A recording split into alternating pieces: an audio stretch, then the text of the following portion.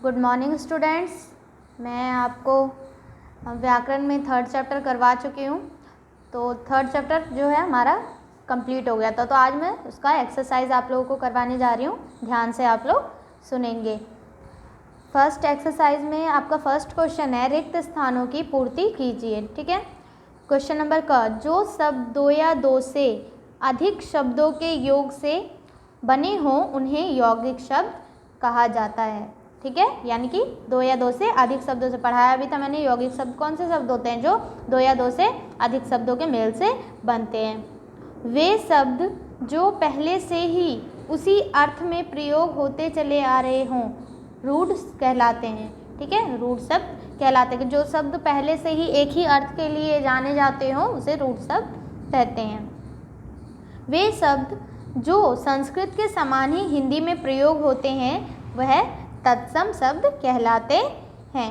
ठीक है, फिर आता है घ, वे शब्द जो तत्सम से थे किंतु संस्कृत के ज्ञान एवं अभ्यास के अभाव से बिगड़ गए तद्भव कहलाने लगे। ठीक है, ये फर्स्ट क्वेश्चन हमारा कंप्लीट होता है। अब सेकंड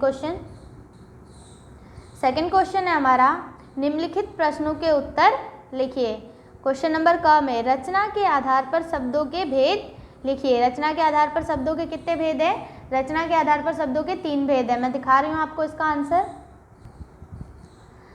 रचना के आधार पर शब्दों के 3 भेद हैं, रूढ़ शब्द, यौगिक शब्द और योग रूढ़ शब्द। ठीक है। क्वेश्चन नंबर 2 मीन्स ख, उत्पत्ति की दृष्टि से शब्द कितने प्रकार के होते हैं? ठीक है, उत्पत्ति की दृष्टि से शब्द कितने प्रकार के होते हैं मैंने बताया था, आप लोगों को पढ़ाया था। तो उत्पत्ति की दृष्टि से शब्द 4 प्रकार के होते हैं। उत्पत्ति की दृष्टि से शब्दों के 4 प्रकार के होते हैं। शब्द 4 प्रकार के होते हैं, तत्सम, तद्भव, देशज और विदेशी। ठीक है। अब क्वेश्चन नंबर ग आता है आपका। क्वेश्चन नंबर ग है, रूढ़ तथा योग रूढ़ शब्दों के 2 उदाहरण दीजिए। तो रूढ़ शब्द वे शब्द होते हैं जो पहले से एक ही अर्थ के लिए जाने जाते हैं और योग रूढ़ शब्द वो वे शब्द होते हैं जिनसे कोई विशेष अर्थ निकले। क्वेश्चन नंबर ग, रूढ़ शब्द उदाहरण पैसा और बेटा, योग रूढ़ शब्द उदाहरण चारपाई और दशानन। ठीक है। अब क्वेश्चन नंबर घ है, विकारी तथा अविकारी शब्दों में अंतर बताइए।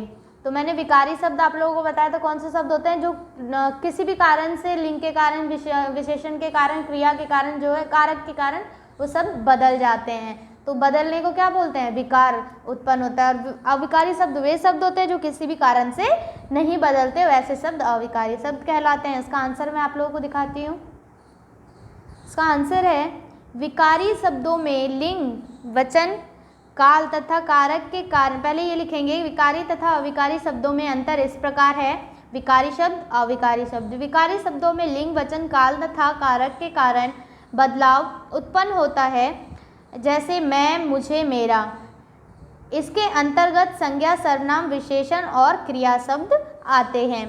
अब अविकारी शब्द वे शब्द होते हैं, इन शब्दों में लिंग, वचन, काल तथा कारक के कारण कोई भी परिवर्तन उत्पन्न नहीं होता है, जैसे कि किंतु, और आदि। इसके अंतर्गत क्रिया विशेषण, संबंध बोधक, समुच्चय बोधक और विषमयादि बोधक आते हैं।